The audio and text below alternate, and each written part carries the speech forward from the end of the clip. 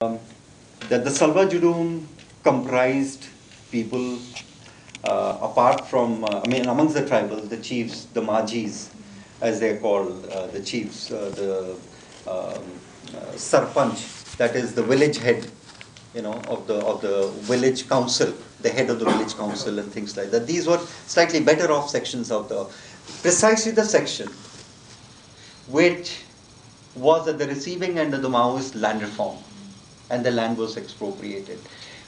The Maoists have also been practicing very consciously a policy of organizing and keeping the poorest section of the tribals as the main constituency. So they've followed, their class analysis as they believe. So there is bound to be division. So these divisions that you see among the tribals, somewhere also approximate to that. That is one.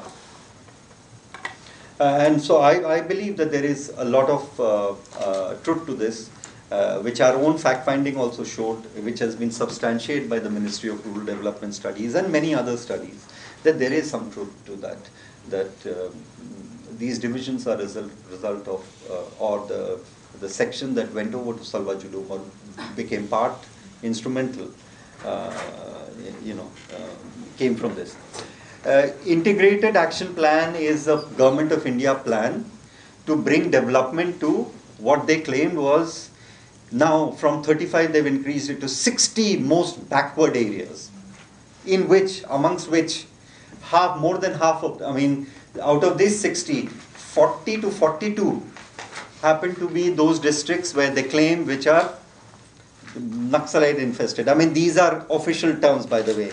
Naxalite infested or Naxalite affected or affected by Naxalite violence. These are the terms that are used. Very 19th century, But anyway,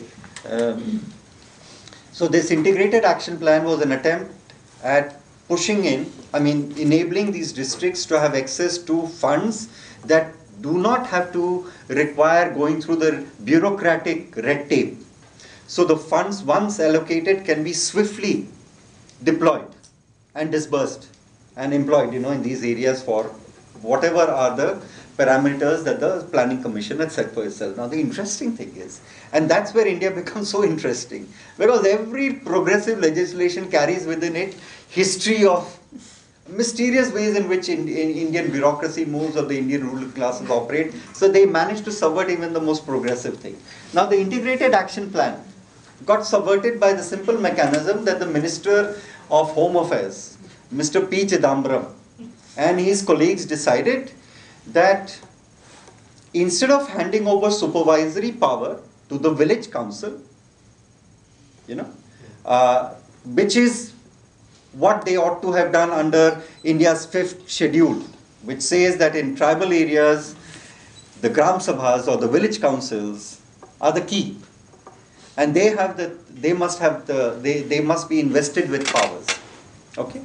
So that was the original proposal of the Planning Commission, that you must allow the village council to monitor and supervise the allocation and use of these funds, so that you have participation of the tribals, in creating the kind of things and ensuring that this money is put to best use. What Mr. Chidambaram and company did was just the opposite. They said that the district magistrate, a colonial, whether we'll get to meet some senior leader, and if so, who and when. So he said, but you were introduced to the GS yesterday. It didn't register. So GS, he said, yes, you met the General Secretary yesterday. We had been introduced to the General Secretary of the Communist Party of India, Maoist, and we didn't realize it because he looked no different from any of the tribals there. They were talking Gondi, the clothes were the same, the food that we ate was the same, there was no difference. It was very difficult for anyone to, unless they themselves said or spoke to us in Telugu or Hindi or whatever language, if they were from outside and had been living in those areas, we had no way of finding out who was who. The point I'm trying to make is that this organic unity is very important, and you can't belittle it. Please understand people who live and work. This is not like middle class activists who live from 8 to 8 in the night and they go back to their middle class homes. These are people who live there. The same kind of life, the same kind of food, the language is the same. And what have they, I mean, they have a remarkable, I mean, if Gondi language has survived today, it is because of the Maoist contribution. I mean, 25 different magazines in different tribal languages are brought out in the guerrilla zone. And these people are voracious. I mean, anybody who has time. I mean, I've tried to, I mean, this was one of my most important impressions of that area also. The point I'm trying to make is, therefore, what they brought in, how they were influenced. You know, Himanshu ji has this, Dr. B.D. Sharma has this beautiful expression. He said, it's not necessary that the Maoists are doing, teaching alone, the tribals. The tribals are also teaching Maoist things. So it's a two-way process. So who is influencing whom? How much they have influenced each other?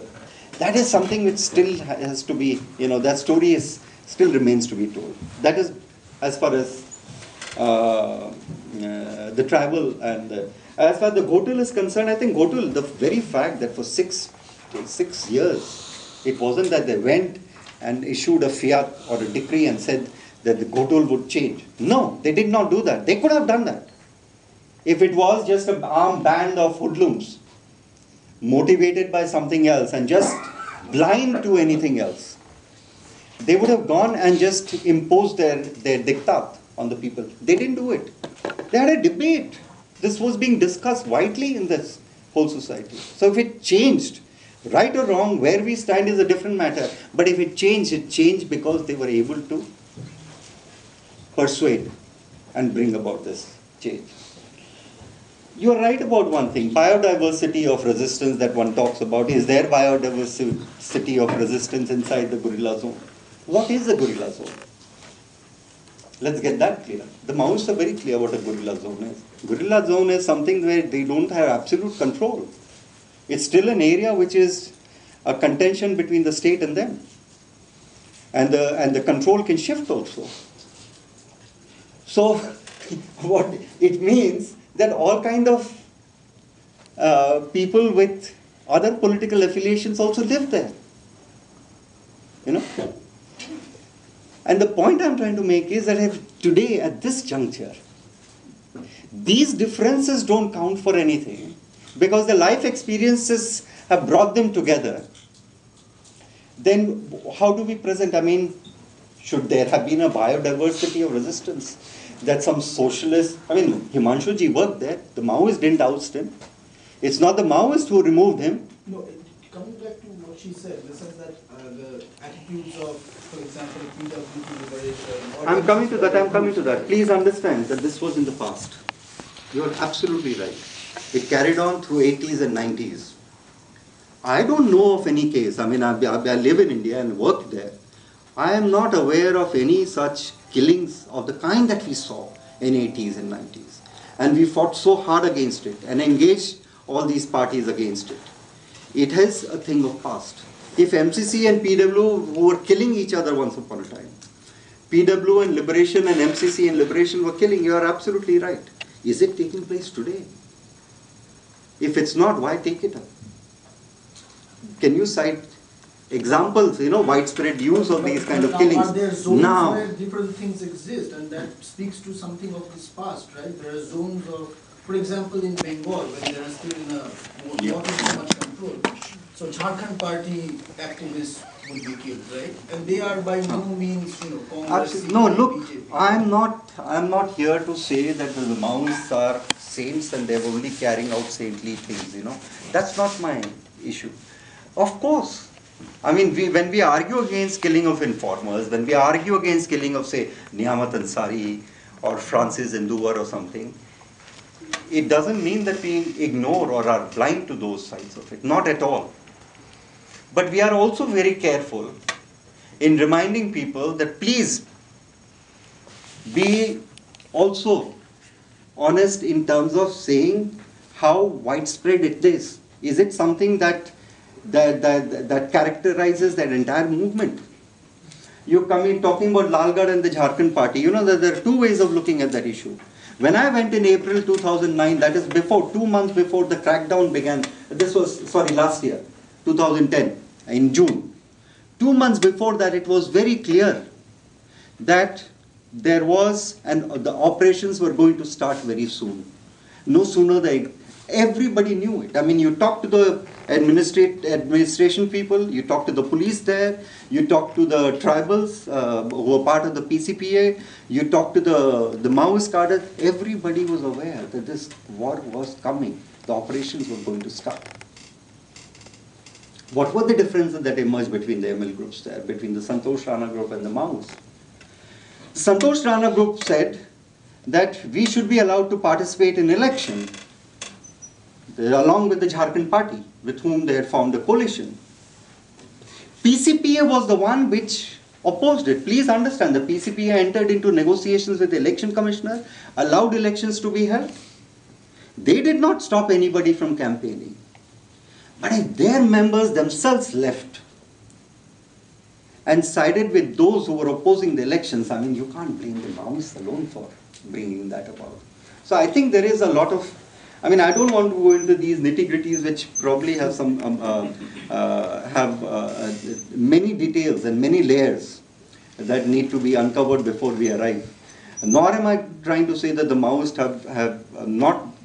In fact, one of the reasons why the Lalgarh movement has also weakened is the killing of the political activists, which was unacceptable and unjustified. That should not have happened, and that is one of the reasons why they have also weakened. So there is no attempt to whitewash what they're saying. But I think it's not as if the critiques or the Maoists are same-sided. I think they have a lot to explain and a lot of explaining to do, to which they are never opposed, precisely because they're not a strong force. What do they have to show the Indian people? Which corner of India have they become, have they expanded? Which corner of India have they shown and held out a promise and sparked our imagination? Tell me, why is it that people that amongst that and all the left forces, is the Maoists who are expanding more than any other left force? This is notwithstanding the respect for liberation, its work among the trade unions or the students, the work of New Democracy and other groups. But let's be also honest in presenting and admitting and acknowledging what they have contributed.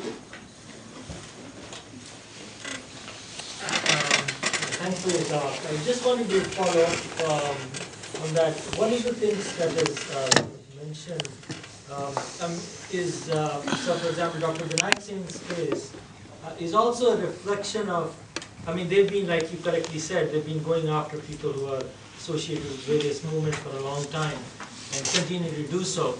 But the example that they wanted, political statement that they wanted to make to the civil society who was getting more engaged in that, and I think Dr. Vinayak Singh happened to be one of the things. So that's sort of question number one. And also that relates to the fact that most of your talk was related to the recent